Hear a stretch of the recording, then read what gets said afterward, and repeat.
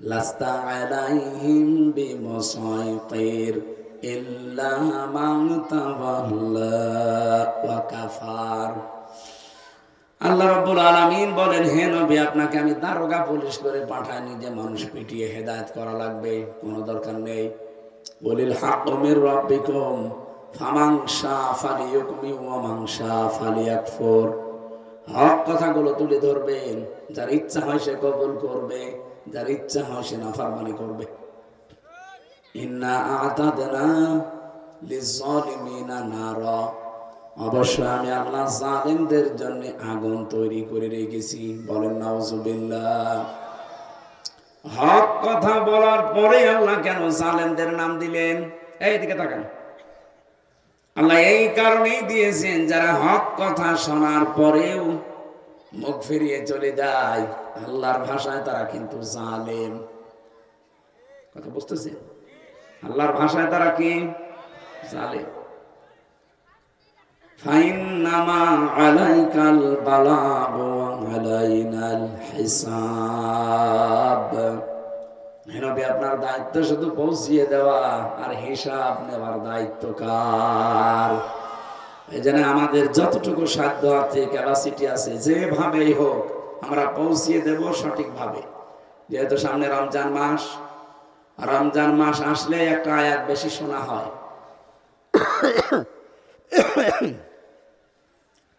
শাহরু রমাদান আল্লাযী উনজিলা ফীহিল কুরআন হুদাল লিন-নাসি ওয়া বায়্যিনাতিম মিনাল হুদা ওয়াল ফুরকান। এই আয়াত শোনা হয় না? কোনদিন আয়াত নিয়ে একটু চিন্তা করেছেন? সে জন্মের পর থেকে আমিও শুনছি, কিন্তু এর ভেতরে যে গুরুত্বপূর্ণ তিনটা তথ্য আল্লাহ দিয়েছেন। আল্লাহ পাক বলেন, এই সেই মাস রমজান, যে মাসে কোরআন নাজিল হয়েছে। কি আছে এর ভেতরে? হুদাল লিন-নাস, এক নম্বরে মানুষের হেদায়াত। এখানে আল্লাহ মরা মানুষের নাম দেননি। লাম শব্দ ব্যবহার করা হয় আরবি গ্রামার অনুযায়ী 13টা অর্থে। এখানে লাম দিয়ে আল্লাহ জানাতে চেয়েছেন যে জীবিত মানুষদের হেদায়েতের জন্য কোরআন দিয়েছি।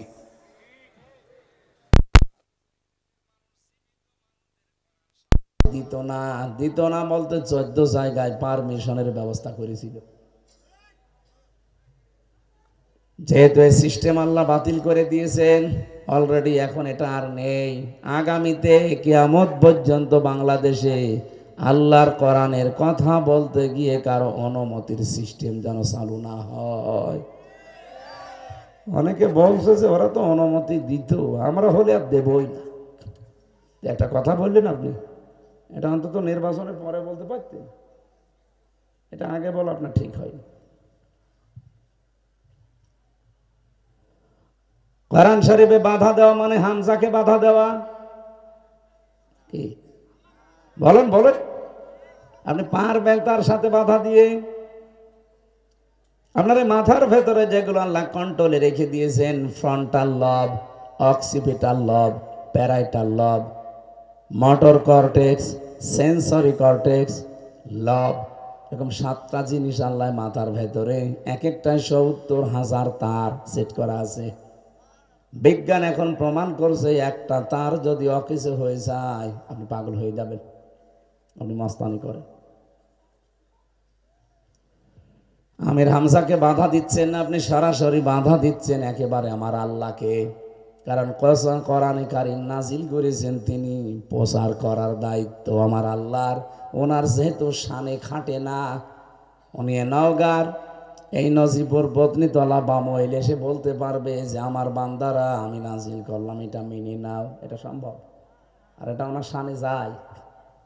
এই জন্য আল্লাহ আমাদেরকে দায়িত্ব দিয়েছেন, যারা আলেম হবে আল্লাযীনা ইউবাল্লিগুনা রিসালাতিল্লাহি ওয়া ইয়াখশাউনাহু ওয়া লা ইয়াখশাউনা আহাদান ইল্লাল্লাহ ওয়া কাফা বিল্লাহি হাসিবা। আল্লাহ পাক বলেন, যারা প্রচার করে, এই মানুষগুলো যখন প্রচার করতে থাকবে আমি আল্লাহর কালাম, তাদের ভেতরে আল্লাহ বাদে আর কারো ভয় থাকবে না। এই আয়াতটার সামনে নিয়ে বাংলাদেশ সহ বিশ্বে যারা কোরআন প্রচার করা আরম্ভ করেছিল, বাতিলরা তাদেরকে আটক করেছিল। শুধু বাংলাদেশে না, বিশ্বের বহু দেশে এরকম বহু আলেম জেলে আছে। সালমান আল আওদা, ইনি আজ পর্যন্ত এখনো মনে হয় জেলে আছে। আমি জেলখানায় গিয়ে ওনার জীবনী পড়ছিলাম। বহুত বড় আলেম, বাতিলরা তাকে জেলখানায় আটক করে রেখেছে। মাওলানা আব্বাস মাদানি 32 বছর জেলখানায়। মাওলানা সাইদি 13 বছর জেলখানায় থেকে ইমাম আবু হানিফার মতো শেষ পর্যন্ত ওরা বিষ দিয়ে ইঞ্জেকশন দিয়ে মেরেই ফেলেছে। মাওলানা মামুনুল হক জেল খেটেছে, আমির হামজাও জেলে ছিল। আপনি তাকান, যারাই কথা বলতো কোরআনের ভয়হীন দ্বিধাহীন ভাবে, তারাই কম বেশি জালেমের নশানলে ছিল। হয়তো কাউকে মেরে ফেলেছে, কাউকে আদামারা করে ফেলেছে, কাউকে অন্ধ প্রকোষ্ঠে রেখে দিয়েছে বছরের পর বছর, যেন টেনশনে মরে যায়। আমরা যেখানে রেখেছিল আমি দেখেছি, ওই অবস্থায় যদি মানুষকে একাধারে রেখে দেওয়া যায়, মানুষ এমনি টেনশনে মরে যাবে।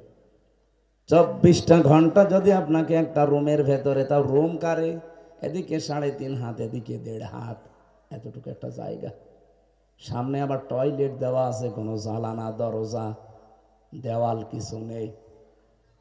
এরকম একটা মারাত্মক জায়গায় যদি আপনাকে দিনের পর বছরের পর একাধারে যোগাযোগ বিচ্ছিন্ন রেখে দেয়, খাবার দাবার তো মানের না, আপনি মারবে না, কিন্তু আপনি নিজেই মরে যাবেন। কি বুঝতেছেন?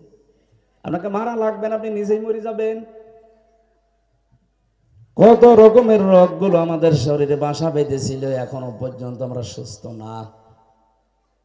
নওগাঁবাসী, যেটা আমি জানাতে চাই আপনাদের, বহু মানুষের ইতিহাস জীবনে পড়লাম। ইমাম আবু হানিফা রহমতুল্লাহ আলাইহি 8 বছর জেলে থাকার অবস্থায় তাকে বিষ দিয়ে মেরেই ফেলেছে। ইমাম আহমদ ইবনে হাম্বল রহমতুল্লাহ আলাইহি সে মানুষটাকেও জেলে রেখেছিল। ইমাম মালিক জেল খেটেছে। আপনি একটা বুজুর্গর নাম বলেন তো যিনি স্বাভাবিক অবস্থায় মরে গেছে? অধিকাংশ ছিল বাতিলের রসানলে আর জেলখানায় মরেছে। এখানে আমি কিতাবে পড়েছিলাম, ইমাম ইবনে তাইমিয়া রহমতুল্লাহ আলাইহি লিখেছেন, পৃথিবীতে যদি কেউ হক্কানি আলেম দেখতে চায়, 3 জায়গায় খোঁজ করলে তাদেরকে পাওয়া যাবে। 1 নম্বরে জালেমের জেলখানায়। এখনো তাম দুনিয়ায় আপনি খোঁজ করবেন, নারী হোক আর পুরুষ হোক, জালেমের জেলখানায় যারা কোরআনের কারণে ইমানের কারণে আছে, এরা হক্কানি আলেম। 2 নম্বরে হক্কানি আলেম পাওয়া যায় জিহাদের ময়দানে। কোথায়?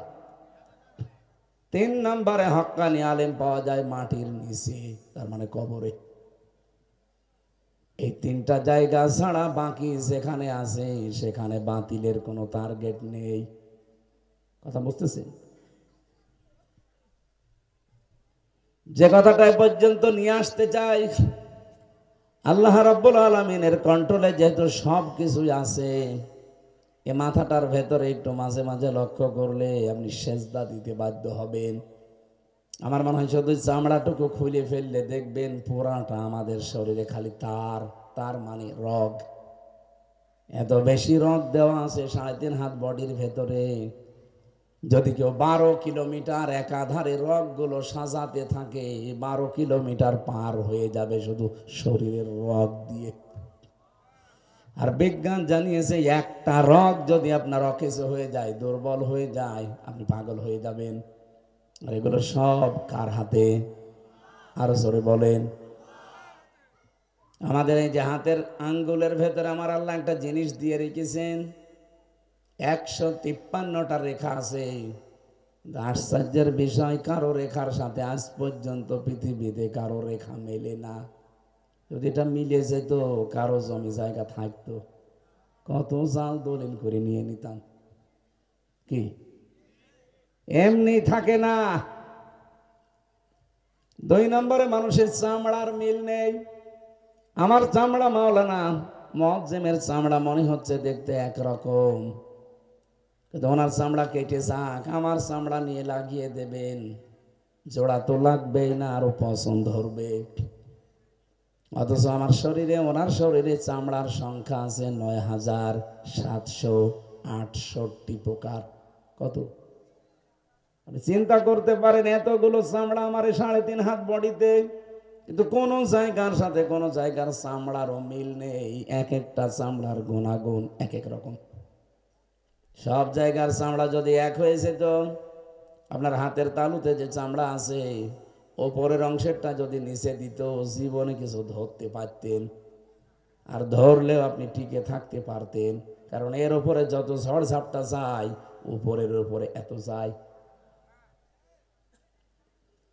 শরীরের শুধু 2টা জায়গার চামড়ার হালকা মিল পেয়েছে বিজ্ঞান।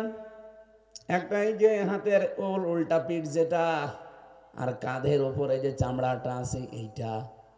এটা বিজ্ঞান প্রমাণ করেছিল ফ্রান্সের 3 জন বিজ্ঞানী একটা অজু দেখে।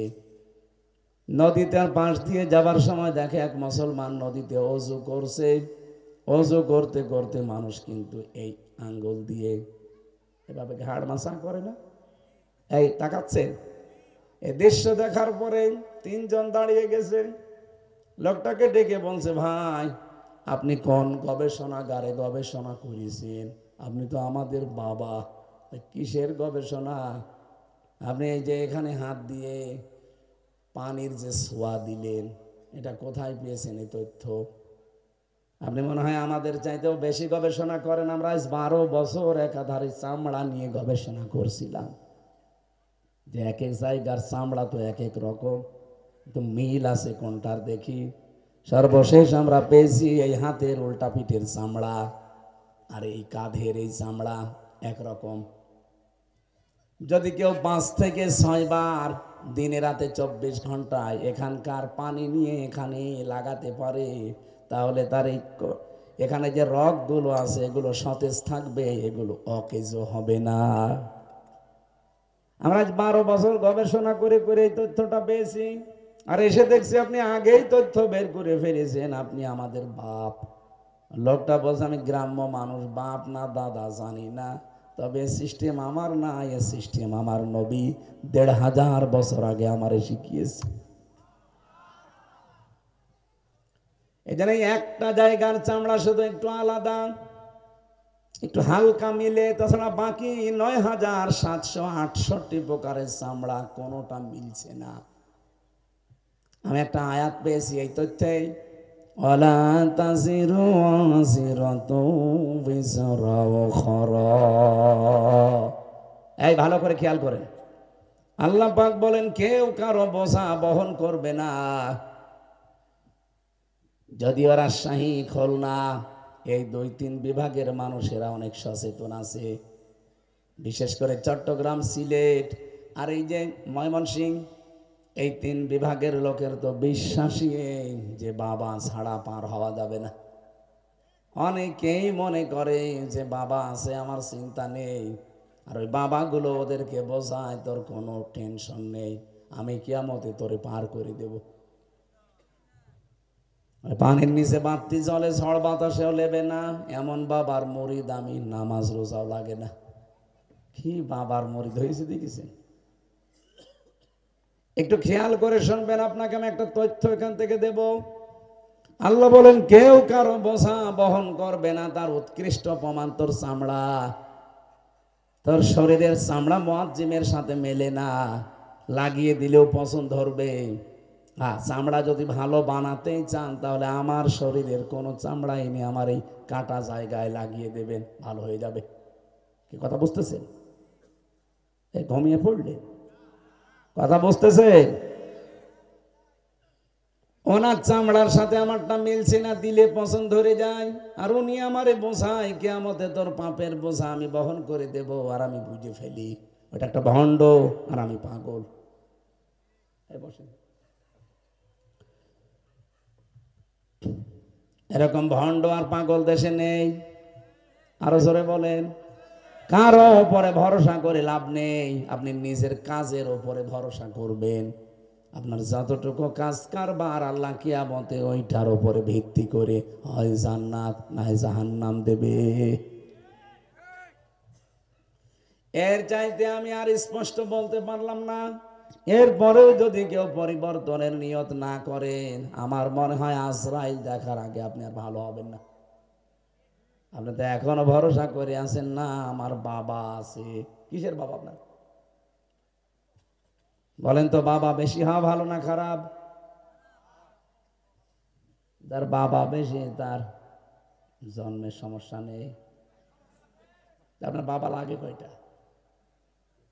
আমাদের আদি বাবা হযরতে আদম, জাতির বাবা হযরতে ইব্রাহিম, রুহানি বাবা মুহাম্মদুর রাসূলুল্লাহ, আর আসল বাবা যিনি জন্ম দিয়েছেন, এই চারটার বাইরে কোনো বাবা নেই। যা আছে সব নকল। কথা বলে না কেন? তাহলে এটা পরিষ্কার হয়েছে যে কিয়ামতে কেউ কারো বোঝা বহন, আরো জোরে বলেন, আপনি যতটুকু বোঝা বহন করতে পারবেন কিয়ামতে ওই পরিমাণে পাপ করে যান, যেন আপনি বোঝা বহন করতে পারেন। ঠিক আছে? হ্যাঁ, অবশ্য ঠিক আছে। ও না বলছে, আলহামদুলিল্লাহ, এলাকার মানুষ সচেতন আছে। আমি আবার রিপিট করছি, যতটুকু পারবেন কিয়ামতের দিন বোঝা বহন করতে, ঠিক কতটুকু পাপ করে যান। কারো সুখের জন্যে, কারো আনন্দের জন্যে, কাউকে শান্তি রাখার জন্য জীবনেও কোনো পাপ কাজে পা বাড়াবেন না। হ্যাঁ, আপনার অপরাধের জন্যে, আপনি যে বাম হাতের ইনকাম করেন, এই টাকা পয়সা অবৈধ, এগুলো ভোগ করার জন্য আপনার বউ, আপনার ছেলে মেয়ে, আপনার মা বাবা এক পায়ে খাড়া আছে। কি বলেন বলেন? কিন্তু এর দ্বারা যে গোনা হয়, পাপ হয়, কিয়ামতের দিন ওই বউ, ওই ছেলে মেয়ে, ওই মা বাবা আপনার একটা পাপ নিতে রাজি না।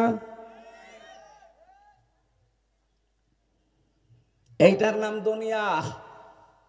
আমাল হায়াতুদ দুনিয়া ইল্লা মাতাউল গুরুর। আল্লাহ পাক বলেন পৃথিবীর জমিনটা পুরা ধোঁকা, এমন কোন জিনিস নেই যে ধোঁকা নেই, প্রত্যেকটা। আপনি কি মনে করছেন মা বাবা আপনাকে ভালোবাসে? সব না, ভালোবাসে, তাদের স্বার্থ আছে। স্ত্রী আপনাকে ভালোবাসে, তাদের ভেতরেও স্বার্থ আছে। সন্তানাদি আপনাকে ভালোবাসে, স্বার্থ আছে। পৃথিবীতে স্বার্থ ছাড়া কেউ কাউকে ভালোবাসে না, বাসতেও পারে না। এজন্য কার পেছনে পড়ে আপনার বিশাল আখিরাত আপনি নষ্ট করছেন? আমার বউ আমাকে ভালোবাসে, আমি জানি, এটা আমি দেখিও। আল্লাহর কসম, আমি এই যে কোরআন শরীফ মাথায় নিয়ে বলতে পারি, এইটাই বাস্তব। আমি যদি এক্ষুনি মারা যাই, হয়তো আপনারা অ্যাম্বুলেন্সে করে পাঠিয়ে দেবেন কুষ্টিয়ায়। বউ আমার নাশ দেখে আশ্চর্য হয়ে কান্নাকাটি করবে, পাগল হয়ে যাবে, থামানো যাবে না তারে। রাতের বেলা যদি ওকে বলা হয় যে হামজারে পাহারা দাও, ও বলবে পাগল হয়ে গেছেন, রাতে জিন আসবে। পাহারা দিতে পারে, আরো 3-4 জন নিয়ে আসেন। এদিক ওদিক করে পাহারা যদিও দেয়, রাতটা শেষ হওয়ার পরে তাড়াতাড়ি বলবে এখানে আর রাখা যাবে না, বেশিক্ষণ মরা জিনিস রাখলে এখানে আবার আজরাইল চিনে ফেলবে, তাড়াতাড়ি মাটিতে দিয়ে দেন। 2-3 দিন একাধারে খাওয়া দাওয়া দেখবেন প্রায় হাফ হয়ে গেছে, শুকিয়ে যাচ্ছে। 5-7 দিন পরে দেখবেন আস্তে আস্তে স্বাভাবিক হয়ে গেছে ম্যাডামে। খুব বেশি হলেও 4 মাস 10 দিনের ভেতর ওর বাবা ওর মা দুইজন মিলে আমার মা বাবাকে বলে কয়ে যেভাবে হোক নিয়ে চলে যাবে। বলবে 26 বছরের মেয়ে আর কতদিন রাখা যায়? 4 মাস 10 দিন তো হয়ে গেছে, দেন আমাদের মেয়ে, আমাদের দিয়ে দেন। ঠিক নিয়ে অন্য আর এক হামসার সাথে বিয়ে দিয়ে দেবে। কি সর্বোচ্চ 7 দিন তার সাথে সংসার যদি হয়, 7 দিন পরে বাবার কাছে কল দিয়ে বলবে আব্বা কাজের মতো কাজ করেছেন, আগে যে জামাই ছিল ওর চাইতে জামাই আরো 100 গুণ ভালো। আমি একটু বেশি বলি নাই, আমার ম্যাডাম এইটাই করবে। আপনার বউ হয়তো না করতে পারে, যেহেতু এটা রেকর্ড হচ্ছে আজকে, আমার মনে হয় রাতে বাড়ি গেলে আমারও খবর আছে। এজন্য আমি আজকে আর যাচ্ছি না, আজকে মুয়াজ্জিম ভাইয়ের কাছে থাকবো, কালকে আছে জয়পুরহাট, শেষ করে বাড়ি যাব, যেতে যেতে যেন ম্যাডাম ভুলে যায়। এইটা আমি হাসির খোরাকির জন্য বলি নাই, বলেন তো এটা বাস্তব কিনা? 100% বাস্তব এটা। কারণ এটা পৃথিবীর নেচার, এটাই পৃথিবীর নিয়ম। আপনি যতই ভালোবাসেন তাকে মানবে না, কারণ তার এখন 26 বছর বয়স, তারও যৌবন আছে, তারও সারা জীবন পড়ে আছে। তাকে পাহারা দেবে কে? চারিদিকে হিসাব করে তার বিয়ে দেয়া লাগবে। এইটা ইসলাম। কিন্তু আমি তার সুখের জন্য, তার মুখে হাসির জন্য, আনন্দের জন্য ডান বাম দেখলাম না। বাবা শাহজালাল, সব হালাল। গোনা যা হবে সব কিন্তু আমার হবে। কথা বলেন না কেন? গোনা যা হবে সব আমার হবে। একটা গোনার ভাগ আমার বউ নিতে রাজিও হবে না, আর উল্টা ফতোয়া দেবে। বিয়ে করেছেন আপনি, কি খাওয়াবেন আপনি জানেন? ওইটার একটা অপরাধের গোনাও আমি নিতে রাজি না। জেলখানায় আমার সাথে দেখা হয়েছিল ওসি প্রদীপ, প্রদীপ কুমার, নাম শোনেননি? ওই যে সিনহা হত্যা মামলার আসামি। গাজীপুরের কাশিমপুর কারাগারে যেদিন ওনারে নিয়ে আসলো, আমাকেও কি জানো জিজ্ঞাসা করার জন্য জেলারে ডাক দিয়েছে। যে দেখি ওই যে কেস টেবিল, যেটা যেখানে বিচার করে জেলখানার ভেতরে একটা বিচার বৈঠক আছে, ওই জায়গায় নিয়ে আমাদের দুইজনের সিট পাশাপাশি। ওনারা দেখেই তো আমি চিনে ফেলেছি। বললাম যে দাদা এখন কেমন লাগছে? কেমন লাগবে মানে, হুজুর আমি কিচ্ছু করিনি, আমার কোনো দোষ নেই। অথচ কত মানুষকে যে ক্রস দিয়েছে এই কক্সবাজারের টেকনাফে ওসি থাকাকালীন, ও জানে আর আল্লাহ জানে।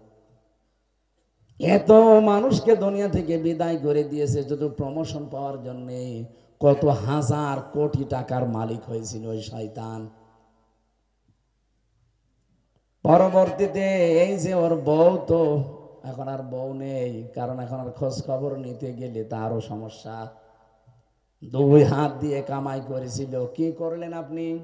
এখন তো সারা জীবন ফাঁসির কন্ডেম সেলে বসে কাটানো লাগবে। আর যদি মাফও হয় তাও কমপক্ষে 30 বছর জেল খাটা লাগবে।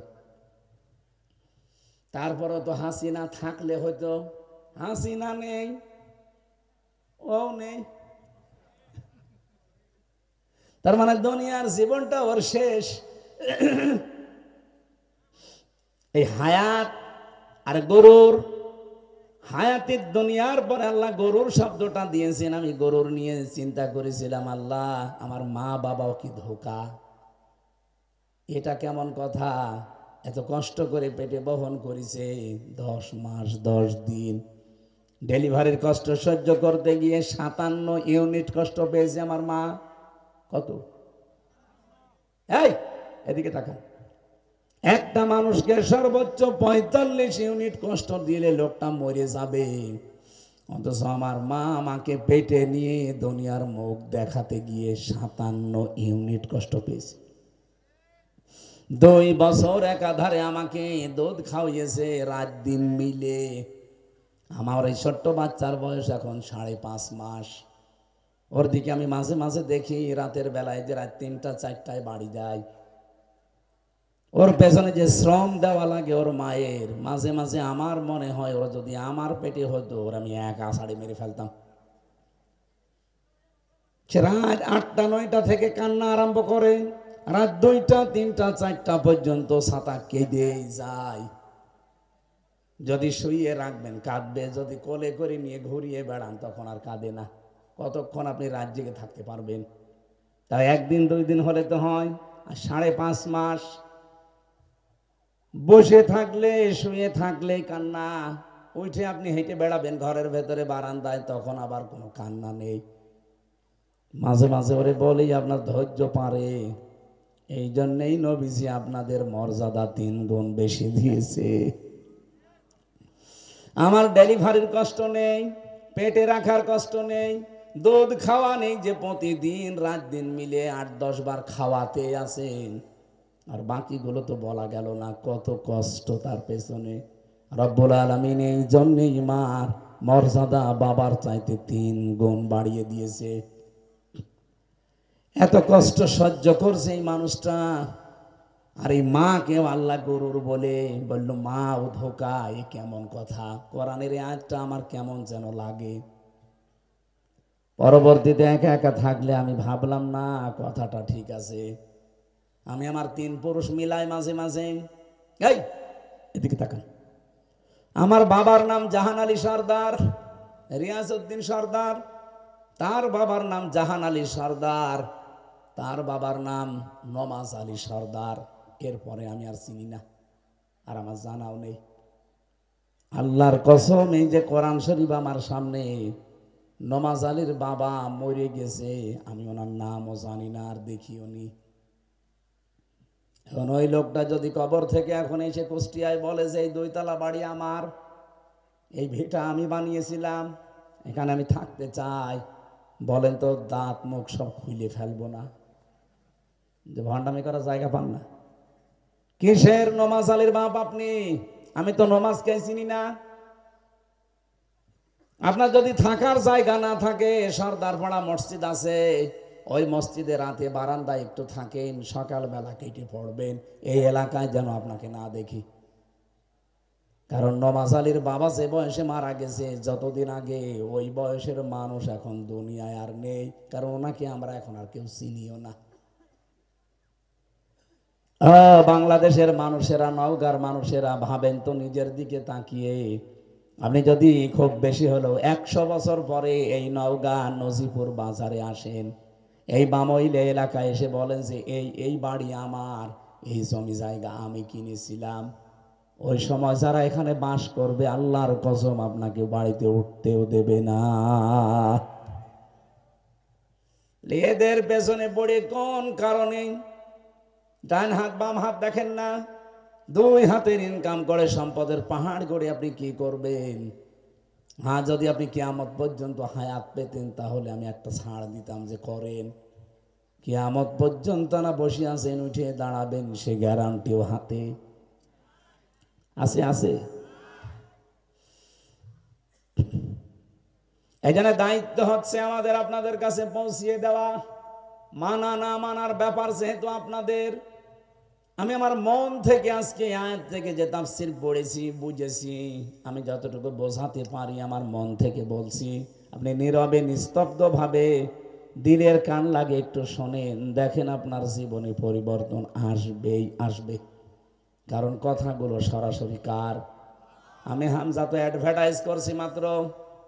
রব্বুল আলামিন বলেন, ইন্নাল্লাযীনা আমানু ওয়া আমিলুস সলিহাত, অবশ্যই যারা ঈমান এনেছে, এরপরে সৎ আমল করেছে।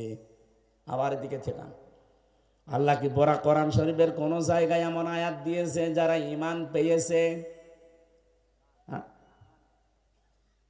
কোন জায়গায় পাবেন না যারা ঈমান পেয়েছে। আল্লাহ বলেন, ইন্নাল্লাযীনা আমানু, ইয়া আইয়ুহাল্লাযীনা আমানু ইল্লাল্লাযীনা আমানু, যারা ঈমান এনেছে। আমরা কিন্তু সত্যি বলছি, এখানে যারা আছি একজনও ঈমান আনি নাই, আমরা ঈমান পেয়েছি। কি বাপদাদা মুসলমান ছিল, ঘরে এসেছে, এজন্য ঈমান সরাসরি পেয়ে গেছি। তাছাড়া ঈমান আমরা কেউ আনি নাই।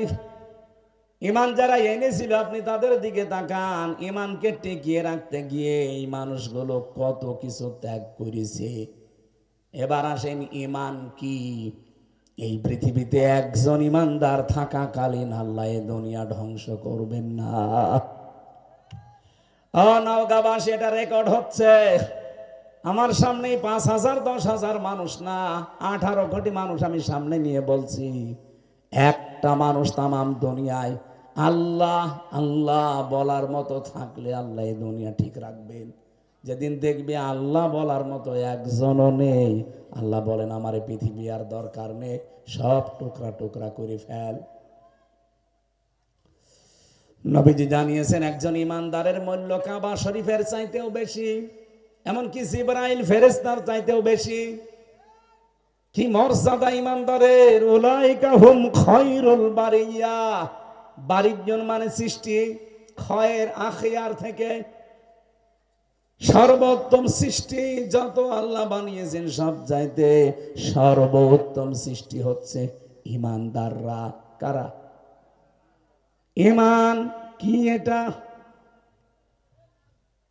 আমরা অনেক মানুষ এমন আছি এই কথার বিশ্বাসে যে মান ক্বালা লা ইলাহা ইল্লাল্লাহ দাখালাল জান্নাহ, যে ব্যক্তি লা ইলাহা ইল্লাল্লাহ পড়েছে সেই লোকটা জান্নাতে চলে গেছে।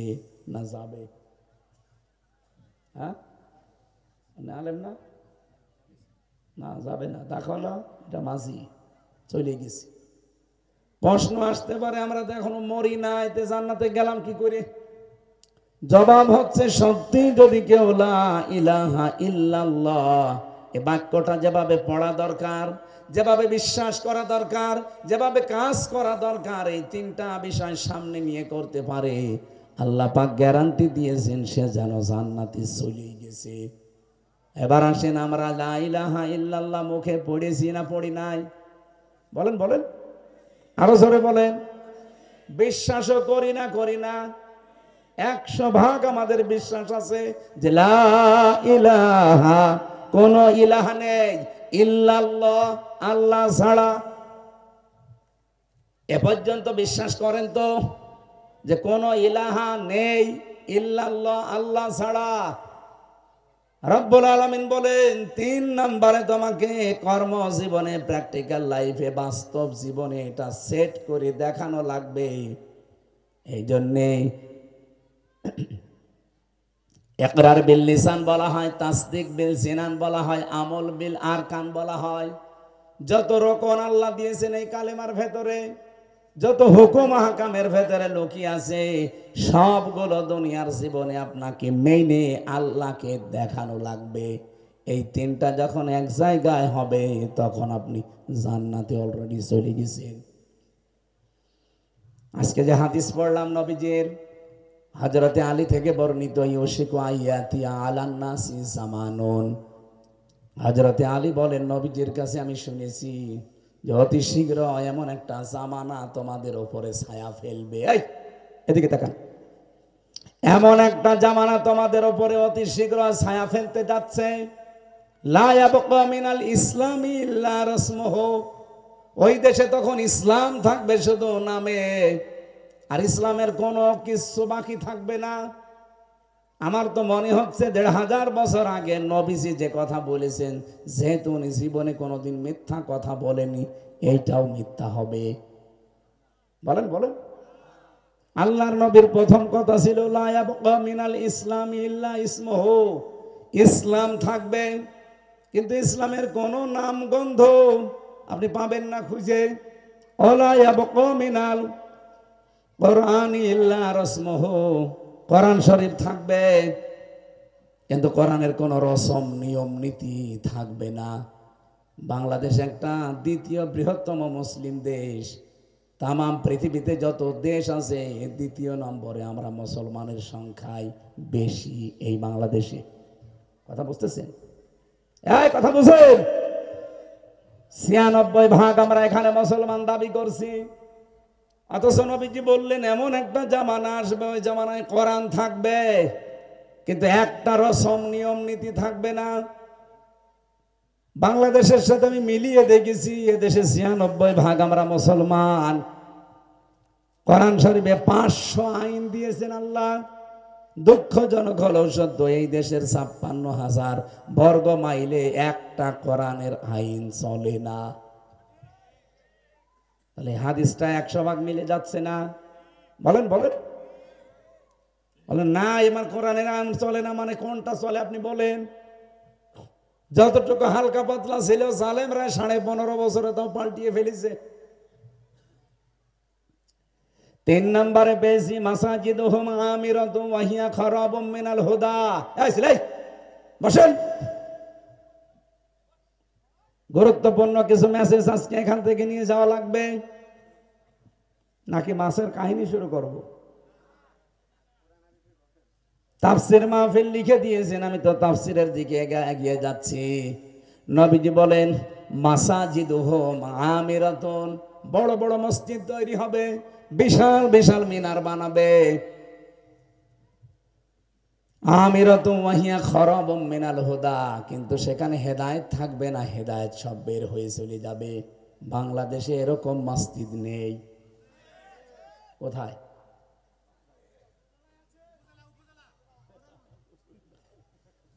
না না, এই হাদিসের ব্যাখ্যায় আমি পড়েছি মসজিদে ইমাম বেঈমান, মুয়াজ্জিন বেঈমান, মুসল্লি বেঈমান, অথচ পুরা মসজিদ ভরে যাবে, মসজিদ গুলো চকচক করবে। আমিরাতুন দিয়েছেন নবীজি। আমি তো হাদিসটা পড়ি আর মিলিয়ে দেখি বাংলাদেশের সাথে, মনে হয় এই মাত্র নবীজি ভুলে গেলেন। আপনি এটা পাবেন ঢাকা আলিয়া মাদ্রাসা, যেখানে বকশীবাজার, ওর পাশে দেখবেন একটা মসজিদ আছে কাদিয়ানীদের। গেটে একজন বসে আছে, যে সে ওখানে যেতে পারবে না। আহমদিয়া জামাত যারা দাবি করে তাদেরকে ওই মসজিদে যেতে দেয়। তার মানে সাধারণ মুসল্লি, আপনি মুসলমান, যেতে পারবেন না। আপনাকে পরিচয় দেওয়া লাগবে যে আমি আহমদিয়া জামাতের লোক, ঢুকবে। তার মানে ওখানে যারা আছে কোরআনের একটা আয়াত কিন্তু তারা মানে না। কয়টা বলেন বলেন? মাত্র একটা আয়াত মানে না। এই কোরআনে ৬,৬৬৬টা আয়াত বলেন আর ৬,২৩৬টা আয়াত বলেন। একটা বিশুদ্ধ, একটা প্রসিদ্ধ, দুইটাই ঠিক আছে। কিন্তু এই মানুষগুলো এই বকশী বাজারে আলিয়া মাদ্রাসা ঢাকা আর এর পাশে কাদিয়ানীদের এই মসজিদে, ওরা কিন্তু এই কোরআন শরীফ দিয়েই নামাজ পড়ে। এই কোরআন শরীফ দিয়েই নামাজ পড়ছে, আযান দিচ্ছে, একামত দিচ্ছে। মুসল্লি যারা আছে ওরা কিন্তু কোনদিন আত্তাহিয়াতুর পরিবর্তে অন্য কোন আত্তাহিয়াত বানায় না। আপনি যেই খোঁজ খবর নিয়ে দেখবেন, ওরা আশহাদু আল্লাহ ইলাহা ইল্লাল্লাহ ওয়া আশহাদু আন্না মুহাম্মাদান আবদুহু ওয়া রাসূলুহু, এটা পড়ে। এটা নেই আত্তাহিয়াতুর ভেতরে। কোরআনে কারিমের আয়াত দিয়েও নামাজ আদায় করছে, শুধুমাত্র এক জায়গায়। সূরা আহজাবের 40 নম্বর আয়াতের একটা আয়াতের 4 ভাগের 1 ভাগ ওরা মানে না, বিশ্বাসও করে না। এই জন্যে তামাম দুনিয়ার যত আলেম আছে সব ফতোয়া দিয়েছে কাদিয়ানীরা কাফের, ওদের অনুসারীরাও কাফের। কোন আয়াতটা? মা কানা মুহাম্মাদুন আবা আহাদিম মির রিজালিকুম ওয়ালাকির রাসূলুল্লাহি ওয়া খাতামান নাবিয়্যিন। কত বড় আয়াত দেখেছেন। আল্লাহ পাক বলেন, মুহাম্মদ সাল্লাল্লাহু আলাইহি সাল্লাম তোমাদের কোনো অ্যাডাল্ট পুরুষের পিতা না। এখানে আল্লাহ সেবিয়ান দিতে পারতেন, না দিয়ে রেজাল দিয়েছেন। সেবিয়ান বলা হয় শিশুদেরকে, আর রেজাল বলা হয় অ্যাডাল্ট পুরুষদেরকে। নবীজি এই পৃথিবীতে কোনো প্রাপ্তবয়স্ক পুরুষের পিতা ছিলেন? ঘুমাচ্ছেন না? উনি পিতা ছিলেন, পুরুষের পিতাও ছিলেন, কিন্তু সব বাচ্চাদের। কারণ ওনার 3টা বাচ্চা ছেলে, 3টাই ছোট কালেই মরে গেছে। এই জন্য আল্লাহ এখানে সেবিয়ান দেননি, দিয়েছেন রেজাল। এই শব্দটা যদি একটু মিস্টেক হয়ে যেত, ইহুদি খ্রিস্টানরা যারা এমনি ছাড়ে না, ওরা কিন্তু বলতো দেখো কোরআনে ভুল পাওয়া গেছে। যে কোরআনে আল্লাহ জানিয়েছে মোহাম্মদ কোনো পুরুষের পিতা না। এ পুরুষ মানে অ্যাডাল্টও হতে পারে, সেবিয়ানও হতে পারে। আল্লাহ কিন্তু সেবিয়ান দেয়নি, দিয়েছে রেজাল। তার মানে প্রাপ্তবয়স্ক পুরুষদের পিতা উনি না, উনি ছোট পুরুষের পিতা ছিলেন। কি ঠিক আছে না? 2 নম্বরে ওয়ালাকির রাসূল আল্লাহ, তিনি আল্লাহর রাসূল। 3 নম্বরে খাতামান নাবিয়্যিন, তিনি শেষ নবী। কাদিয়ানীরা কিন্তু বলে যে মোহাম্মদ অ্যাডাল্ট পুরুষের পিতা না, এটা ঠিক আছে মানি। উনি আল্লাহর রাসূল, ঠিক আছে মানি। কিন্তু খাতামান নাবিয়্যিন, উনি শেষ নবী। এই যে খ তা মিম, এই 3টা অক্ষর, খ আলিফ তা মিম 4টা অক্ষর এখানে আছে। এই 4টা অক্ষর শুধু ওরা মানে না। এই জন্য তামাম দুনিয়ার সব মুসলমান, সব আলেম ওলামা ফতোয়া দেয় কাদিয়ানীরা কি। আরো জোরে বলেন। আপনি চিন্তা করতে পারেন, নামাজ পড়ে, রোজা রাখে, আযান একামত সব ঠিক আছে, শুধু কোরআনে কারিমের একটা আয়াতের এতটুকু অংশ 1/4 মানে না, বিশ্বাস করে না। এই জন্য যদি ওরা কাফের হয়, নবীজি বলেন মাসাজিদুহুম আমিরাতু ওয়া হিয়া খারাবুম মিনাল হুদা। মসজিদগুলো বিশাল সুন্দর সুন্দর মোজাইক পাথর দিয়ে, টাইলস লাগিয়ে, রং বেরঙের পাথর দিয়ে, এসি লাগিয়ে এমন ঝকঝক করবে, মুসল্লি পুরা ভরে যাবে মসজিদে, একটা মানুষও ইমানদার না, সব বেঈমান। এটা আমার মনে হয় কাদিয়ানীদের এই মসজিদের সাথে মিলে যাচ্ছে। মসজিদ থেকে হেদায়েতের কথা বের হয়ে যাবে। আজ বাংলাদেশে যদি সত্যি হাসিনা থাকতো, 560টা যে মসজিদ বানিয়েছিল সরকারি ভাবে, তাও সৌদি আরব টাকা দিয়েছে আর নামে চালিয়েছে বাবার। মডেল মসজিদ একটাও হাসিনার বাবার টাকায় বানানো না, সবগুলো সৌদি আরব টাকা দিয়েছে আর চালিয়ে দিয়েছে আমার বাবার নামে মডেল মসজিদ বানাচ্ছি। ওখানে যে নিয়ম নীতিগুলো চালু করার জন্য এই শয়তান মহিলা চেষ্টা চালাচ্ছিল, আপনি স্বপ্নেও ভাবতে পারেন নাই। ও যদি এখন থাকতো, এই মসজিদগুলোতে ওর বাবার নামে খুতবা আরম্ভ করত।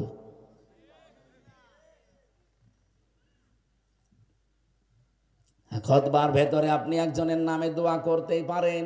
আমি এটা কাবা শরীফের ইমামকেও শুনেছি, শহীদ জিয়াউর রহমানের নামে মসজিদে নামিরাতে উনি দোয়া করেছিলেন একবার, 16 সালে শুনেছিলাম।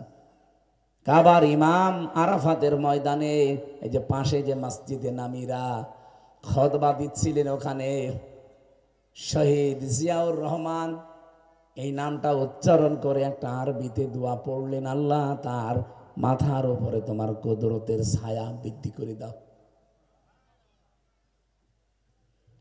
একটা কারণ দেখিয়েছে, ওই সময় তিনি আরবিতে কথাগুলো বলছিলেন, বাংলা অর্থ এইটা, লক্ষ লক্ষ মানুষকে নিম গাছের ছায়া দিয়ে এই লোকটা উপকার করেছে।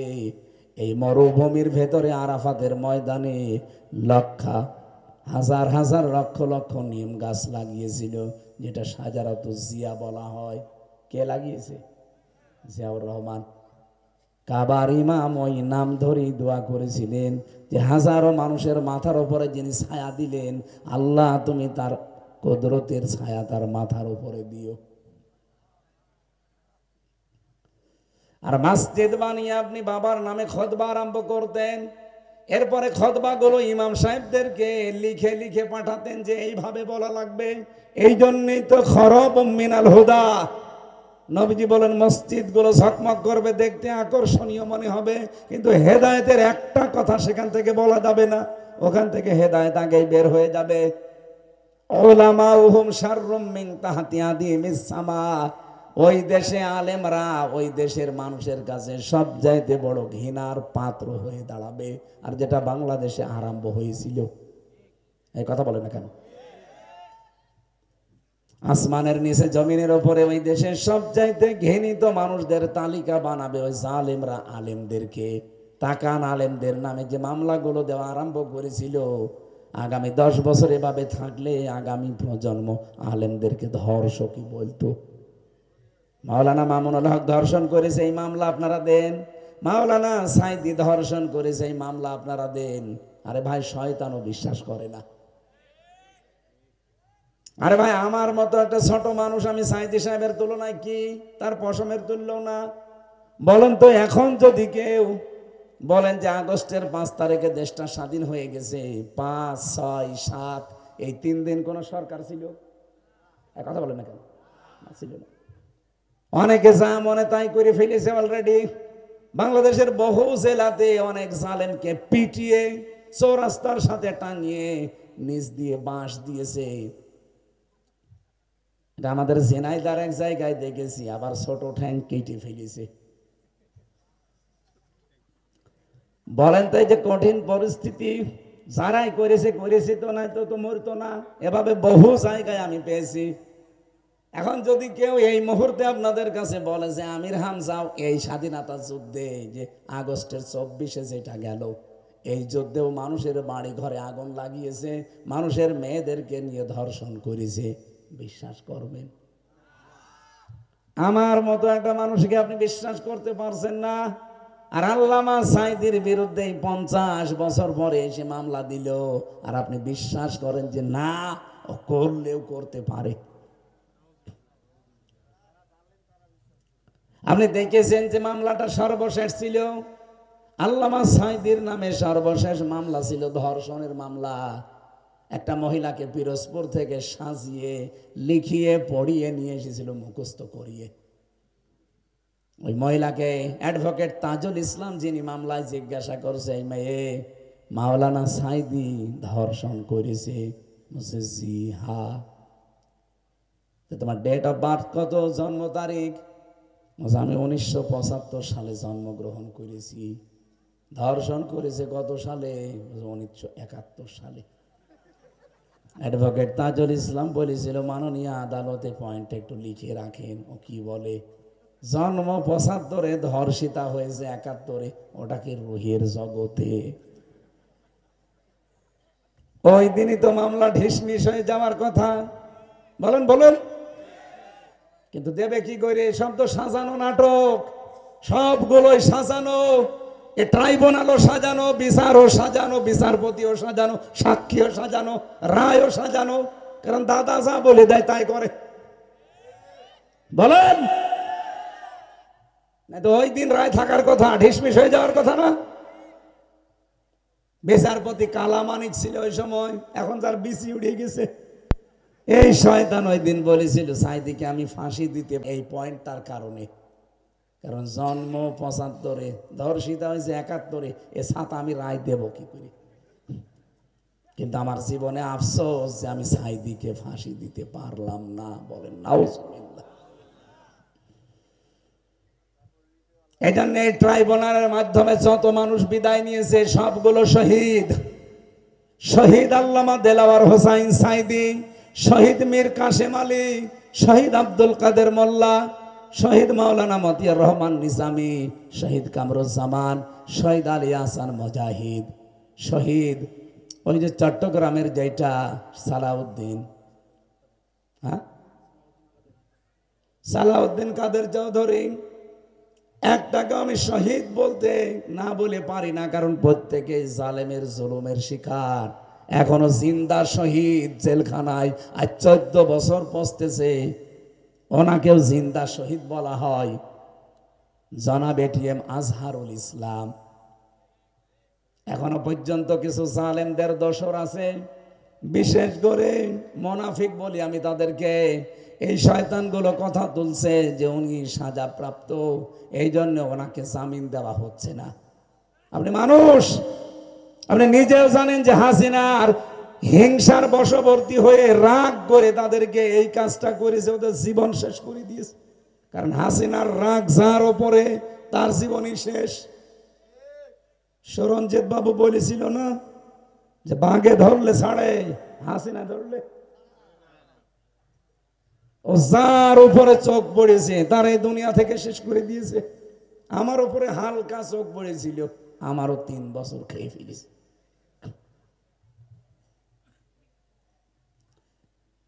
সাজা হয়ে গেলে যদি তার জামিন না হয়, তাকে যদি মুক্তি দেওয়া না যায়, তাহলে তারেক জিয়ার 9 বছর সাজা হয়েছিল, আর তারেক জিয়ার বর 3 বছর সাজা হয়েছিল।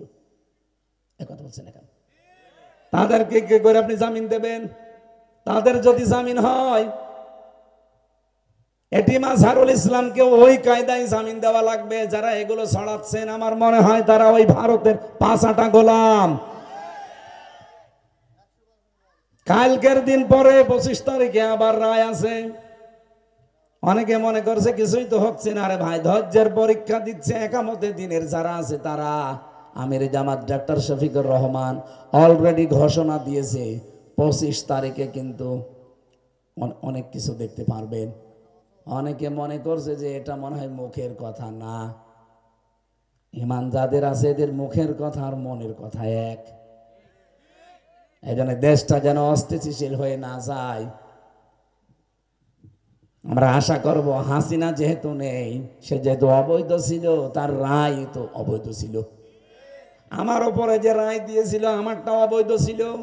এজন্য আমি আগস্টের 5 তারিখের পরে শুধু মামলা তুলতে দেরি, যে মামলা 3 বছর জামিন দেয়নি 30 বার তুলেছিলাম কোর্টে, সিএমএম কোর্ট, জজ কোর্ট, হাইকোর্ট মিলে একবারও জামিন দেয়নি। অথচ এটা শুধু সিএমএম কোর্টে তুলতে দেরি, শুধু জামিন না, আমার একেবারে খালাস দিয়ে দিয়েছে। কারণ বিচারপতি বলছে আমরা কি দেখে বিচার করবো, এর ভেতরে কোনো মাল নেই। তাহলে এই 3 বছরের ভেতরে কোনো মাল ছিল বলেন? উনি এইটাই বলতো, হুজুর আমার কিছু করার ছিল না, আমার হাত বাঁধা ছিল, আমাকে যা বলে দিত আমি তাই করেছি। আমার 164 নিয়েছিল যে লোকটা ম্যাজিস্ট্রেট, ওর নাম মনে হয় মামুন, এরকম একটা নাম হবে, কারণ ওই যে ঘরের উপরে লেখা থাকে কক্ষে। এই লোকটা এত বাটপারি করেছে আমার সাথে, 10-12টা পয়েন্টও নিজে লিখেছে জামাত ইসলামের বিরুদ্ধে, দেশের বিরুদ্ধে। আমি আকিজ গ্রুপে চাকরি করতাম, আকিজ গ্রুপের বিরুদ্ধে এত কড়া কড়া নিকৃষ্ট ভাষা দিয়ে লিখেছে, আমারে পড়তেও দেয়নি। বলছে আপনার ছোট মেয়েটা, আপনার বউ, আপনার মা বাবা নিচে কান্নাকাটি করছে, আপনি শুধু সই করে চলে যান, কয়দিন পরে ছাড়া পেয়ে যাবেন। আমি তখন 164 বুঝতাম না, সই করে দিয়ে পরে এসে শুনছি ও সব কিছু শেষ করে দিয়েছে। ওটা নাকি আমার মুখের জবানবন্দি, অথচ একটা কথাও আমার না। ওই শয়তানকে আমি 3 মাস পরে জেলে থেকে দেখি ভেতরে ঘুরতেছে। ডাক দিলাম, কি আপনি এখানে? হুজুর আমার বউ যৌতুকের মামলা দিয়েছে। ঠিক করিস শয়তান, তুই আমার জীবনটা নষ্ট করলি কোন কারণে জানি শুনি, আমাকে ধোকা দিলি যে আপনার কোনো অসুবিধা নেই, আমারে পড়তেও দিলি না, আজকে তোর বউ মামলা দিয়েছে, এখন জেল খাট, কেমন লাগে দেখ। হুজুর বরদোয়া দিয়েন না। তো বরদোয়া দেওয়া লাগবে না, এমনি বরদোয়া চলে আসতেছে, কথা বলে না কেন? কয়দিন আগে মামলার আয়ও কল দিয়ে বলছে, হুজুর কিছু মনে করেন না, যা হয় হয়ে গেছে, আমারে মাফ করে দিয়েন। যে মাফ তো করবো, আগে টাকা ফেরত দিন। হ্যাঁ, আপনি 3 বছরে আমার বাবার কাছ থেকে কত লক্ষ টাকা নিয়েছেন, আকিজ গ্রুপ থেকে 32 লাখ টাকা নিয়েছেন। ওই যে গাড়িটা চড়তাম ওরা দিয়েছিল, ওই গাড়িটা পর্যন্ত 1,25,00,000 সোয়া কোটি টাকা দাম আপনারা নিয়ে নিয়েছেন। আর দমে দমে এসে টাকা নিতেই থাকেন। আকিজ গ্রুপের মালিক আমারে বলছিল, হুজুর আমি ফিরাফ হয়ে গেলাম, 2 দিন 5 দিন পরে এসে এই মনে হয় যে আমার কাছে টাকা পাই, বলে 10 লাখ দেন, 20 লাখ দেন। যেহেতু হাসিনা ওই সময় ছিল, বাধ্য হয়ে 10-20 দিতেই থাকতাম। আপনাকে শুধু চাকরি দিয়েছিলাম এখানে, অথচ আপনার জন্য কত কোটি টাকা আমার যে খরচ হয়ে গেছে এই শয়তানদের পেছনে। আর আমার বাবাকে ধোকা দিয়ে বলেছিল, আপনার ছেলেকে কিন্তু 50টা মামলা দেব, তাড়াতাড়ি এক্ষুনি 10 লাখ টাকা পাঠান।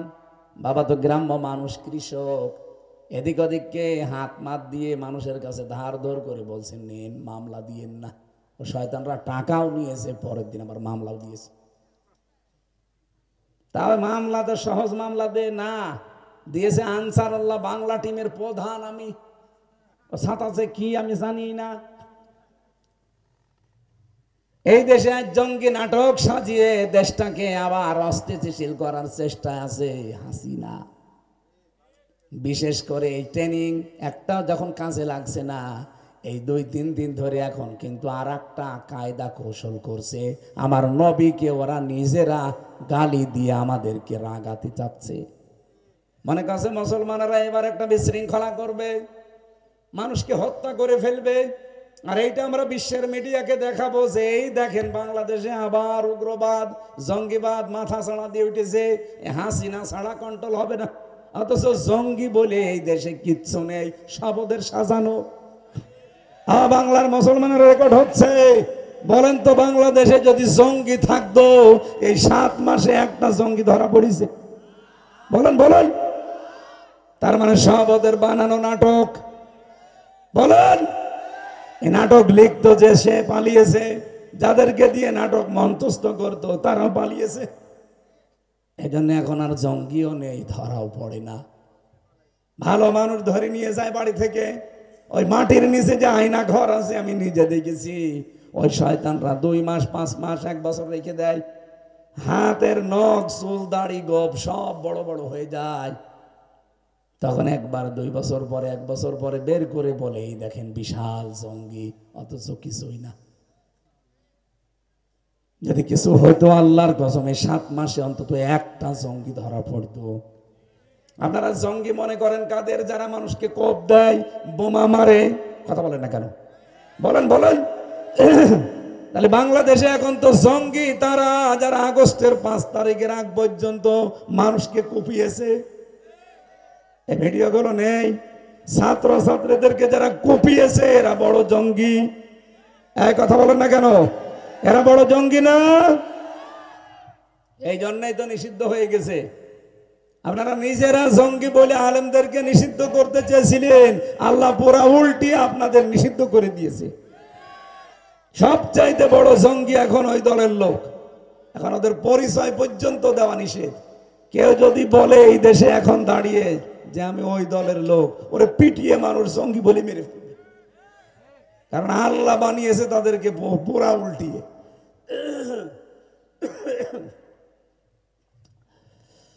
নওগাঁবাসী,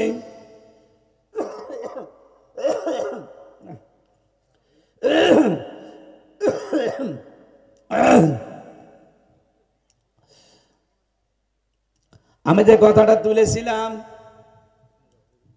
ইমান বড় দামি জিনিস, যেহেতু ইমান আনলে শ্রেষ্ঠ হয়ে যাওয়া যায়। এই জন্য ইমান কোন মানুষ যদি আনতে চায়, আল্লাহ রাব্বুল আলামিন বলেন তাকে প্রথমে একটা কাজ স্বীকৃতি দেওয়া লাগবে। এখানে যারা ইমানের দাবি করছেন, দেখেন তো আপনি ওই কাজ করেছেন কিনা। এদিকে তাকান। ফামান ইয়াকফুর বিত-তাগুতি ওয়া ইউমিন বিল্লাহ ফাকাদ ইসতামসাকা বিল উরওয়াতিল ওয়াসকা লা ইনফিসামা লাহা। সূরা বাকারা 2 নম্বর পারা 3 নম্বর পারার 1ম নম্বর পৃষ্ঠার 13 নম্বর লাইনের 256 নম্বর আয়াতের মাঝের অংশে আছে। আল্লাহ বলেন, কেউ যদি ঈমান আনতে চায় তার প্রথম কাজ তাগুতকে অস্বীকার করা লাগবে। এখানে যারা বসে আছেন, রেকর্ডও শুনছেন, তাদেরকে বলছি, আপনি মিলান আপনার ঈমানের সাথে আয়াতটা। আল্লাহর ঘোষণা, হামজার বাবার কথা না। ঈমান আনতে হলে আপনাকে আগে তাগুত ছেড়ে দেওয়া লাগবে, অস্বীকার করা লাগবে। বলেন বলেন। যদি তাগুত ছেড়ে দিয়ে ঈমানের দাবি করতে পারেন, লাং ফিসামা লাহা, জীবনও ঈমান ছিড়বে না, নষ্ট হবে না, ধ্বংস হবে না। আপনি কে ঈমান এনেছেন তাগুত ছেড়ে দিয়ে না তাগুতের সাথে রেখে? তাগুতের যত অর্থ আছে, 1 নম্বরে অর্থ হচ্ছে নিজে আল্লাহর আইন মানে না, অন্য কেউ মানবে, মানতেও দিতে চায় না। কথা বলে না কেন? বাংলাদেশে তাগুত নেই। আপনি ঈমানের দাবি করছেন, আপনি নিজেই বলেন আপনার ঈমান আছে, আপনার ঈমান আনা হয়েছে। আল্লাহ বলছেন আগে তাগুত ছেড়ে দে। যারা আল্লাহর আইন মানে না, কেউ মানবে, সেই মানতেও দিতে চায় না, এরকম কোন সম্পর্ক থাকলে কাট কর, ছেড়ে দে, অস্বীকার কর, এরপরে বল আমি ঈমানদার। কি কথা বলেন না কেন? আপনি বিয়ে করে ধুয়ে চলে গেছেন সৌদি আরবে 5 বছর, 5 বছরের ভেতরে বাড়ি আসেন না। আপনাকে আপনার দাদা দাদি, আপনার শ্বশুর শাশুড়ি, বউ বারবার খবর দিচ্ছে যে আর কতদিন, বাড়ি আসো। বলছে না, আমি যাব না। তালাক দিয়ে দেন, আমি অন্য জায়গায় বিয়ে করবো। বলছে না, দেব না। তালাকও দেবেন না, বাড়িও আসবেন না। আপনি বলেন তো, এই বউ কি আপনার কাছে আর জোর করে হলেও থাকবে? কারণ আপনার স্ত্রীর অধিকার আছে। ও কোর্টের মাধ্যমে আপনার থেকে মুক্তি হয়ে তালাক নিয়ে 4 মাস 10 দিন পরে, 3 মাস 10 দিন পরে অন্য জায়গায় সে বিয়ে করতে পারবে না? পারবে না? কথা বোঝেন এ পর্যন্ত? আপনি ঈমানের দাবি করছেন, কি করে করেন আপনি? আপনি তো এখনো মানুষের তৈরি করা আইন যারা কায়েম করতে চান তাদের পেছনে থাকেন, তাদের সাথে মিছিলে যান, মিটিং করেন, তাদের দল করেন, তাদেরকে ভোট দেন। আপনার তো ঈমানই আনা হয়নি। এ পর্যন্ত যদি না বোঝার ভান করে থাকেন, এদিকে আসেন, কানের নিচে এমন জোরে 2টা দেব, সব বুঝে ফেলবেন। হুজুর আমি বুঝি না। আরে ভাই, আপনার ঈমানই তো আনা হয়নি। আপনি তাগুতের সাথে সম্পর্ক রেখে ঈমানের দাবি করেন কোন কারণে? আগে তাগুত ছেড়ে দেন। আপনার বউ যেমন আপনার থেকে মুক্তি নিয়ে আর এক জায়গায় বিয়ে করলে বিয়ে জায়েজ হয়ে যাবে, হবে না? বলেন বলেন। আপনি যদি সত্যি ইমানের দাবি করেন আগে কিন্তু তগত ছাড়াই লাগবে। আর তগতের প্রথম অর্থ ওই মানুষের তৈরি করা আইন, নিজে মানে না, আল্লাহকে মানতেও দিতে চাই না। বাংলাদেশে এরকম শক্তি নেই। বলেন বলেন। এরকম দলও নেই। যদি থাকে ওইগুলো আগে ছাড়বেন, অস্বীকার করবেন, ওদের সাথে সম্পর্ক কাট, এরপরে বলবেন লা ইলাহা ইল্লাল্লাহ। আল্লাহ বলেন ফাকাদ ইসতামসাকা বিল উরওয়াতিল ওয়াসকা, এইটা কখনো ছিড়বে না। এজন্য বাংলাদেশে যারা তাগুত ছেড়ে দিয়ে ইমানের দাবি করে আপনি তাকান তাদের দিকে। এই যে শিবিরের দেলাওয়ার ভাই, এই ঠাকুরগাঁও বাড়ি, এই লোকটাকে 57 দিন রিমান্ডে নিয়েছিল। তার গরম করে তার লজ্জাস্থানে ঢুকিয়েছে। আমি নিজে তো সাক্ষী। ওনাকে যারা পিটিয়েছে, ফুটবলের মতো লাথিয়েছে, সেই অফিসার আমারও রিমান্ডে ছিল। আমার এসে বলছিল যে দেলাওয়ারকে আমরা ফুটবলের মতো লাথি দিয়েছি। তার গরম করে ওর লজ্জাস্থানে ঢুকিয়েছি। অজ্ঞান হয়ে গেছে, তার পুরুষাঙ্গ পর্যন্ত নষ্ট হয়ে গিয়েছিল। পরবর্তীতে চিকিৎসার মাধ্যমে আল্লাহ আবার ফেরত দিয়েছে। 57 দিন রিমান্ডে, বছরের পরে বছর ছেলে। অথচ জালেমরা এক চুলও তাকে তার আদর্শ থেকে, ইমান থেকে নলাতে পারেনি। আপনি যদি ইমান আনতে পারেন ওইভাবে তাগুত ছেড়ে দিয়ে, তামাম দুনিয়া একদিকে, আপনি একা থাকবেন একদিকে, তাও আপনাকে টলাতে পারবে না। আর যদি তাগুতের সাথে মিশে ইমান আনেন, ওই যে ইমান এনেছিল মৌলানা রুহুল আমিন, নৌকা মার্কায় দাঁড়ায়, বায়তুল মোকাররমের সাবেক খতিব, নাম শোনেননি? আপনার কি বিবেক মরে গিয়েছিল যে আপনি আর মার্কা পাননি, নৌকা মার্কায় দাঁড়ালেন? হ্যাঁ, আর তারে আপনি ফতোয়া দিয়ে দিলেন যে উনি কওমি জননী, অথচ তার হাতে এখনো পর্যন্ত হেফাজতের আলেম ওলামার রক্ত লেগে আছে। হ্যাঁ, কথা বলেন না কেন? স্বামী স্ত্রীর সম্পর্ক তৈরি করে দেশটা বিক্রি করে দিয়েছে। দেশের কিছু আছে, যাবার সময় 14টা ব্রিফকেস নিয়ে গেছে এই মহিলা। 14টা ব্রিফকেসের ভেতরে শুধু মাটি আর ছাই ছিল, সব মাল। যাওয়ার সময় একটা কথা কাউকে বলে নাই, শুধু পাইলটকে বলেছে। উঠেছে ব্রিফকেস, হ্যাঁ ম্যাডাম চলো। কাওয়া কাকে কেউ বলে গেল না যে কাওয়া চলে গেলাম। আমার নাম্বারটাও জোগাড় করে বলতে পারতো না যে হামজা 3 বছর জেল খাটালাম, কিছু মনে করো না, মাফ করে দিও, চলে গেলাম। শয়তান তাও বলেনি, চলে গেছে পালি। দেশটা ফোকলা করে দিয়ে গেছে। কোটি কোটি টাকা পাচার করে বেগম পাড়া, সাহেব পাড়া বানিয়েছে।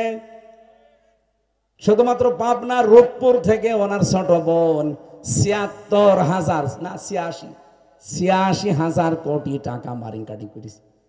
একটা বোন, ওর ছোট বোন না রেহানা, একটা প্রতিষ্ঠান থেকে যদি ৮৬,০০০ কোটি টাকা মারিং কাটিং হয়, বাকি জায়গার যে কি অবস্থা বলতে পারেন আপনি? পদ্মা সেতু বানিয়েছে। কিসের পদ্মা সেতু? যে টাকা খরচ করেছে ওরকম 4টা বানানো যেত। ওখান থেকে শুধু মারিং কাটিং হয়েছে। প্রতি বছরে ৪২,০০০ কোটি টাকা পাচার হয়েছে দেশ থেকে। এক ইসলামী ব্যাংক থেকে প্রায় ৭৫,০০০ কোটি টাকা ওখান থেকে ওরা নিয়েছে। দেশে যতটুকুই তৈরি হয়েছিল শয়তানরা শুধু পাচার, শুধু পাচার। এই জন্য কোনোদিন সংসদে চোরের আইন ওরা পাশ করেনি। কোরআনে কারিমে আল্লাহ দিয়েছে, চুরি করলে হাত কেটে দাও। যদি সত্যি এটা সংসদে কায়েম থাকতো, আওয়ামী লীগের একজনেরও হাত থাকার কথা না। আপনাদের পাশের থানা, এই যে সাপাহার, এখানে যিনি ছিল ঘড়িয়াল, এখন কোর্টে যায়, মাঝে মাঝে দেখি দুলতে দুলতে যায়। আমার মনে হয় ওর পেটের ভেতরে শুধু ব্রিজ আর কালভার্ট আর রাস্তা। দায়িত্ব নিয়েছিল খাদ্যমন্ত্রী, শুধু খেয়েছে। কথা বলছে না কেন? শুধু খাওয়া ছাড়া ওর কাজ কি? পৃথিবীতে যারা বেশি বেশি খায় দেখবেন দুইটা জিনিস বড় বড় হয়, একটা হচ্ছে পেট আর একটা মোষ। এত বড় বড় পেট হয়, মহিলারা লজ্জা পায় যে ছেলে মেয়ে হয় আমাদের আর পেট হয় ওর। কি পেট গো, আখেরি ভুড়ি। কোলাকুলি করতে যাবেন জীবনেও তার সাথে আপনি বুক পাবেন না। সাধনচন্দ্র মজুমদারের সাথে জীবনে যদি কেউ কোলাকুলি করতেছে ওর বুক পেয়েছেন, আগে ধাক্কা লাগবে ভুড়িতে। কি বলেন না কেন? আমি তো নিজে কয়েকদিন দেখছি তারে, কারণ আমি যাই আমার মামলার হাজিরা দিতে, ওই শয়তানকে দেখি দুলতে দুলতে আসতেছে।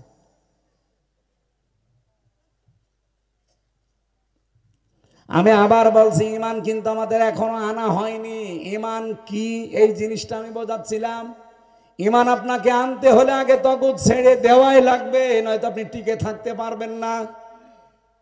আপনি এখন টিকে থাকতে পারছেন না, অর্থের কাছে বিক্রি হয়ে যান, লোভের কাছে বিক্রি হয়ে যান, কোনো কিছু দিলেই আপনি বিক্রি হয়ে যান। এই কারণে আপনার ইমান আনার আগে যেটা করা লাগে আপনি ওইটা করেননি।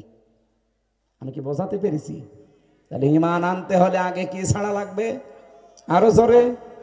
যারা ইমান আনার আগে তগুত ছেড়ে দিয়েছে আপনি তাকান, তারা মহিলা হলেও টিকেছিল।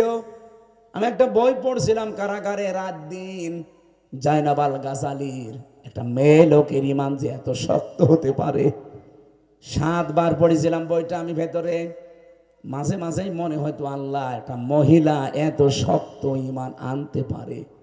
আমাদের আর একজন মুসলিম বোন ডক্টর হাফেজা আফিয়া সিদ্দিকা, জালেমদের কারাগারে কত বছর বন্দী ছিল। তার ইমানকে একজন মেয়ে লোকের ইমান আপনি চিন্তা করতে পারেন? এমন কোন দিন নেই এই কাফেররা আমার এই বোনকে 20-25 জন মিলে ধর্ষণ করে নাই, তার শরীরটা শেষ করে দিয়েছে, কিন্তু ইমান থেকে তাকে এক চুল নড়াতে পারে না। হযরতে আসিয়ার হাতের ভেতরে, মাথার ভেতরে, পায়ের ভেতরে পেরেক লাগিয়েছিল ফেরাউন, এক চুল নড়াতে পারে নাই তাকে। রব্বুল আলামিন তার ইমানের উপরে খুশি হয়ে জান্নাতে ঘর বানিয়ে সেই ঘর ওনার সামনে তুলে ধরেছে যে এই যে জান্নাত। হযরতে আসিয়া বলেছিলেন, রব্বুল আলামিন, জান্নাত না, তুমি আমার জন্য একটা ঘর তৈরি করে দিও যেখানে বসলেই তোমারে দেখা যায়। সম্মানিত মা বোনেরা, ইমানের উপরে কিন্তু টিকে থাকা লাগবে।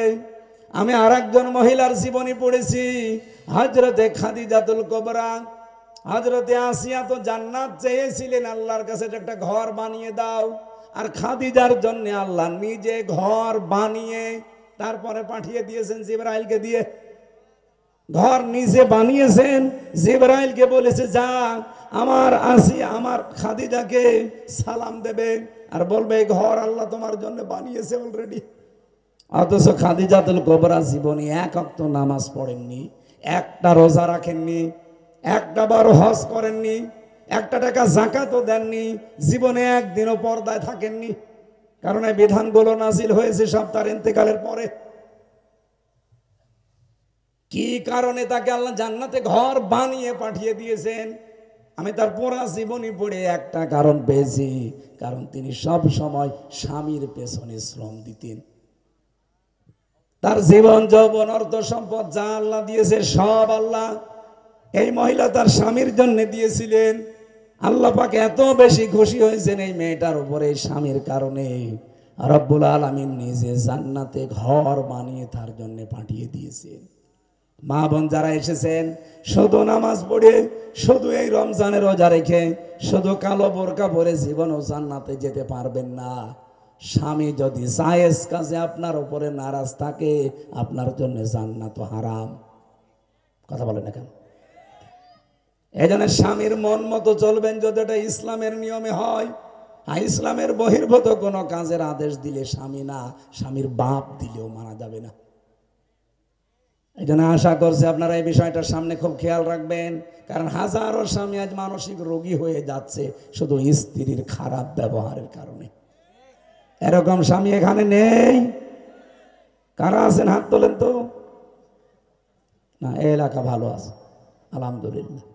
সম্মানিত মা বোনেরা, আপনাদের কপাল ভালো, একজন স্বামী হাত তোলে নাই। ভয়ে কিনা জানি না, ভয়ে ভয়ে।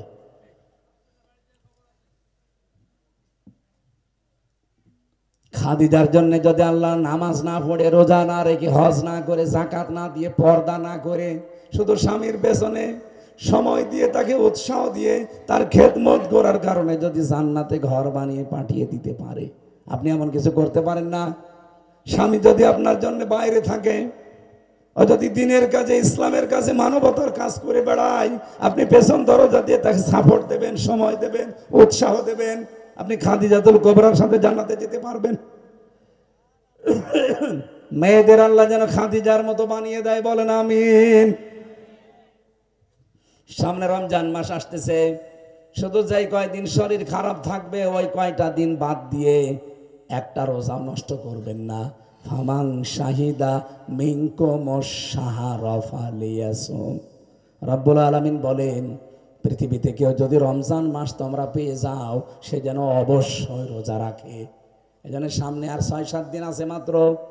৬ দিন পরে একটা বিশাল মাস আমাদের সামনে ছায়া ফেলতে চাচ্ছে। আমরা যেন খুব সাবধানে মাসটা পার করি।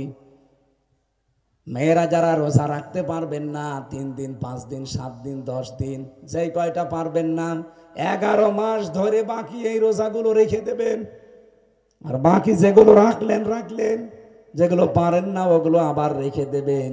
আপনাদের নামাজ মাপ আছে, শরীর খারাপ হলে, কিন্তু রোজা মাপ নেই। এটা করা লাগবে। আর এটা শুধু আমাদের আপনাদের দেয়নি, এ দুনিয়া তৈরি হওয়ার পর থেকে যত নবী এসেছে প্রত্যেকের উপরে রোজা ছিল। হ্যাঁ, তাদের সিস্টেম আলাদা ছিল। আর পৃথিবীতে এমন কোন জাতিও নেই যাদের রোজা নেই। আপনি জানেন তারা ইহুদি, তারাও রোজা রাখে, কিন্তু সেহরি করে না। যারা হিন্দু মুশরিক তারাও রোজা রাখে, বাবা মরে গেলে উপোস থাকে, কি তাদের ইফতারি আছে? তা আমাদের যে রোজা না, এটা পুরাটাই ইবাদত। এই জন্য সাহাবায়ে কেরাম রোজার মাস আসার 6 মাস আগে দোয়া করতেন, আল্লাহ তুমি আর যাই করো আমার হায়াতটা বাড়িয়ে রমজান পর্যন্ত পৌঁছিয়ে দাও। কারণ একবার সুবহানাল্লাহ বলবো 70 বার বলা সওয়াব পাবো। সুবহানাল্লাহ বলতে পারেন না? সামনে এই মাসটা হেলায় খেলায় যেন নষ্ট না হয়। ঈমান আনতে হলে আমি আবার বলছি, যারা এসেছেন আগে তগুত ছেড়ে দেন, নয়তো আপনার ঈমান টিকবে না। ঈমান আনলেই হবে না, ঈমান আনার পরে ঈমানকে আবার টিকিয়ে রাখা লাগবে। না রাখবে না? দুনিয়ায় এমন কোন ইবাদত আছে যে ইবাদত একবার রেখে দিলে শেষ, ওটা আর কোনো দিন লক্ষ্য করার আগে না। বাসের ভেতরে ওঠার পরে এখান থেকে আপনি নওগাঁ যাবেন, 100 টাকা আছে, এদিকে তাকান, 100 টাকা যদি আপনি হেল্পারকে অথবা কন্ট্রাক্টরকে দিয়ে বলেন যে ভাই এই নেন, 100 টাকা দিয়ে দিলেন, আপনার কাছে আর 1 টাকাও নেই। এবার আপনি এমন এর শোকে আরামে নাক ডেকে ঘুমাতে পারবেন না? পারবেন না। আপনার তো আর কিছু নেই চুরি হওয়ার, কিন্তু ভাড়াটা দেওয়ার পরে যদি 1 লাখ টাকা আপনার পকেটে থাকে, আপনার আরামে ঘুম আসবে? বলুন বলুন। চিন্তা হবে কখন কে জানি আমি ঘুমের অবস্থায় আমার টাকাটা নিয়ে চলে যায়। আরে যারা বেঈমান ওদের কথা তো বাদই দিলাম, ওদের চুরি হওয়ার কিছু নেই, কিন্তু ঈমান যাদের আছে এদের ঈমান কিন্তু শয়তান চুরি করে নিতে পারে। নবী ছাড়া কারো ঈমান নিরাপদ না, যে কোনো সময় শয়তান টুক করে নিয়ে যেতে পারে। আপা যেমন চট করে ঢুকে পড়তে পারে, আপনার ঈমানও চট করে ঈমান শয়তান নিয়ে যেতে পারে। এই জন্য ঈমান ভেঙে যায়, নষ্ট হয়ে যায়। আমি কোরআনে পেয়েছি 10 কারণে। কয় কারণ? কোন মানুষ যদি শিরিক করে তার ঈমান ভেঙে যায়। এই জন্য আমাদের যদি ঈমান আছে, পকেটে টাকা থাকলে যেমন ঘুম আসতে চায় না, টেনশনে আছে, শয়তান যেন হাইজ্যাক করতে না পারে, খুব সতর্ক থাকা লাগবে ঈমানটা নিয়ে আমাদের। আল্লাহ আমাদেরকে এই মুহূর্ত থেকে ঈমান টিকিয়ে রাখার জন্য, বিশেষ করে ওযু করলে ওযু ভেঙে যায় 7 কারণে, নামাজে দাঁড়ালে নামাজ ভেঙে যায় 19 কারণে, ঈমান আনলে ঈমান ভেঙে যায় 10 কারণে। প্রথম কারণ শিরিক। শিরিক করলে আপনার ঈমান শেষ। শিরিক কি?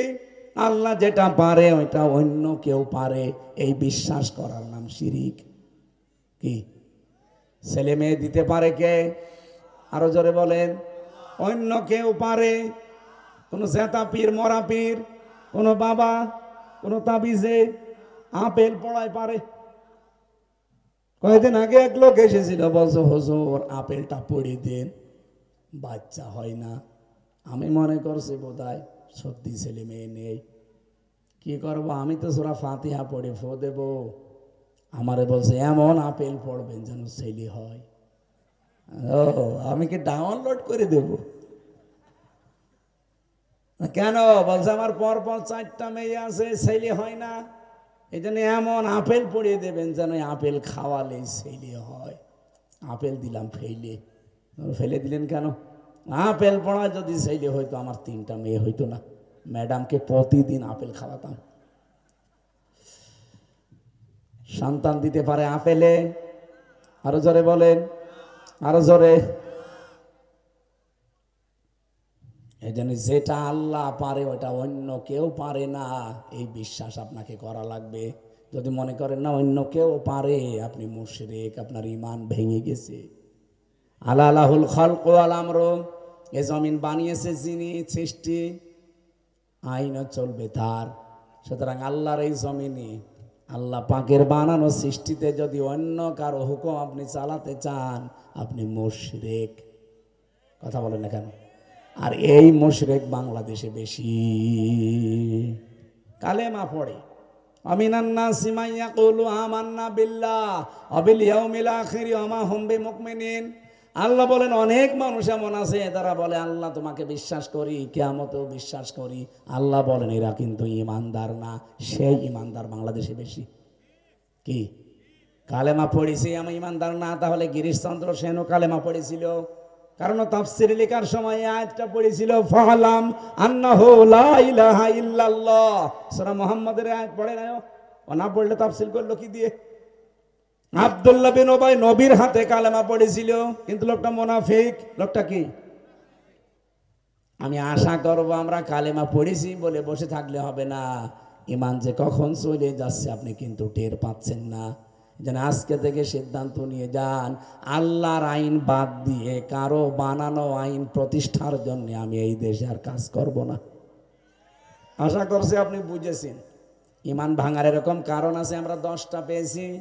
2 নম্বরে যারা কুফরি করবে, 3 নম্বরে নেফাক যাদের ভেতরে আছে, 4 নম্বরে বিশ্বনবীর আদর্শ বাদ দিয়ে অন্য কারো আদর্শ যাদের কাছে ভালো লাগবে, তাদের ঈমান ভেঙে গেছে, নষ্ট হয়ে গেছে। 5 নম্বরে যারা এই পৃথিবীতে অন্য কোন সৃষ্টিকে আল্লাহ রাসূলের উপরে মনে করবে। বাংলাদেশে বহু মানুষ আছে তারা তার বাপকে আল্লাহর উপরে মনে করে। এখানে কারণগুলো যা বললাম নিজের ভেতরে যদি থাকে, এই মুহূর্তে নিজেকে কন্ট্রোল করেন, পাল্টান। নাই তো আপনি যে লা ইলাহা ইল্লাল্লাহ পড়েন, এরকম লা ইলাহা ইল্লাল্লাহ অনেকে হিন্দু পড়ে। ঈমান কি কতটুকু বুঝেছেন আমি জানি না, আমি চেষ্টা যা করলাম আল্লাহ সবাইকে যেন বোঝার তৌফিক দেন, বলেন আমিন। আমি জেলখানায় বসে বসে যে কাজগুলো করেছিলাম তার অন্যতম আর একটা কাজ, মেয়েদের জীবনের উপরে বই লিখেছিলাম, পারিবারিক জীবনের অশান্তি এবং এর সমাধান নিয়ে। ওটা ওই যে গাড়িতে আছে, যাওয়ার সময় মেয়ের জন্য আর বর জন্য নিয়ে যাবেন, আর মেয়েরাও আপনার স্বামীর জন্য। 2টা আছে, একটা স্বামী একটা স্ত্রী, 2জনকে পড়তে দেবেন। এটা বলবেন পুরাটা পড়ো, পড়ে এই অনুযায়ী আমাদের সংসার চালাও, তাহলে ডিভোর্স হবে না, স্বামী স্ত্রীর মনোমালিন্য হবে না, আশা করছি। আল্লাহ আমাদের তাওফিক দিন, আমিন। আজকের মতো কণ্ঠ এবং অনেক শারীরিক অসুস্থতা নিয়ে 1 ঘন্টা 40 মিনিট বলেছি। আগামীতে আবার কথা বলবো ইনশাআল্লাহ। আল্লাহুম্মা আমিন। লা ইলাহা ইল্লা আনতা সুবহানাকা ইন্নী কুনতু মিনাজ জালিমিন। রব্বুল আলামিন, যতটুকু শুনেছি আমি সহ যারা আসলাম আমাদের মেনে চলার তৌফিক দাও। শরীর এবং কণ্ঠ 2টাই বসে গেছে। আল্লাহ তোমার কাছে আমি ভিক্ষা চাচ্ছি, আমার শরীর আর কণ্ঠটা আগের মতো বানিয়ে দাও। আগে যেভাবে কোরআনে কারিমের কথা ফোর্স নিয়ে বলতাম দারাজ গলায়, আল্লাহ আমার কণ্ঠটা শরীরটা আগের মতো আবার বানিয়ে দাও। জালেমরা 3টা বছরে এমন কোন টর্চার নেই যা আমার এই শরীরের উপরে করে নাই। আমার শরীরটাকে ধ্বংস করে দিয়েছে। ওয়াইদা মারিদতু ফাহুয়া ইয়াশফিন, আমি যখন অসুস্থ হই তুমি তো আমাকে শেফা দান করো, মেহেরবানি করে তুমি আমাকে শেফায়ে কামেলা আজেলা দাও। আমার মুয়াজ্জিম ভাই বহুদিন অসুস্থ, আল্লাহ তুমি মেহেরবানি করে তার সুস্থতা দিয়ে দাও। রব্বুল আলামিন তোমার একজন বান্দা, সে একজন আলেম, কোরআনের হাফেজ। আল্লাহ তার ছোট ছোট দুইটা সন্তানও আছে। তার স্ত্রীকে এক বয়সে তুমি বিধবা করে দিও না, তাকে আবার তুমি সুস্থতা দিয়ে হায়াতে তাইয়্যিবা সিহাতে কল্যাণ নসিব করো। এ মাহফিলের সম্মানিত সভাপতি জনাব আব্দুল খালেক, তুমি তোমার এই গোলামকে মঞ্জুর করো। মাহফিলের প্রধান অতিথিকে মঞ্জুর করো। মাওলানা হোসাইন মাহফুজ, হাফেজ আবু বকর সিদ্দিক, তানভীর সহ যত মানুষ আমরা আমিন আমিন করছি, খালি হাতে ফেরত দিও না। সম্মানিত মা বোন যারা অসুস্থ, তাদেরকে শেফা দাও। এমনও রোগ দিয়েছো যা মানুষের কাছে বলাও যায় না। মেহেরবানি করে আমাদেরকে শেফায়ে কামেলা আজেলা নসিব করো। অনেক কন্যা দায়গ্রস্ত আছে, তাদেরকে সৎ পাত্রের ব্যবস্থা করে দাও। যাদের জীবনে অভাব আছে, পরিবারে স্বামী স্ত্রীর মিল নেই, আল্লাহ তুমি মহব্বত পয়দা করে দাও। যাদের সন্তানের চাকরি নেই, কর্মজীবন নেই, একটা জায়েজ কর্মজীবন তৈরি করে দাও। 54 বছর তো দেখলাম মানুষের তৈরি করা আইন দিয়ে কি হয়। সামনে তোমার আইন দিয়ে বাংলাদেশ চললে কেমন দেখা যায়, ওটা আমরা দেখতে চাই। রব্বুল আলামিন 56,000 বর্গ মাইলকে তুমি কোরআনের হাতে তুলে দাও। প্রশাসনের যে ভাইগুলো আজকে এসেছে, দায়িত্ব পালন করেছে, তাদেরকে তুমি কবুল করো। কোরআনের আইন যদি এদেশে কায়েম হয়ে যায়, তারাই তো এই আইনগুলো বাস্তবায়ন করবে। ওই রকম প্রশাসন বাংলায় উপহার দাও। কখন কার কাছে আজরাইল চলে আসে জানি না। আল্লাহ, মরতে আমাদের কোনো আফসোস নেই, দুঃখও নেই, কোনো চিন্তাও নেই, কিন্তু ইমানের সাথে মরতে চাই। আজরাইল আসলেই যেন বলতে পারি লা ইলাহা ইল্লাল্লাহু মুহাম্মাদুর রাসূলুল্লাহ। ওই গাড়ি থেকে আপনার স্ত্রীর জন্য একটা নিয়ে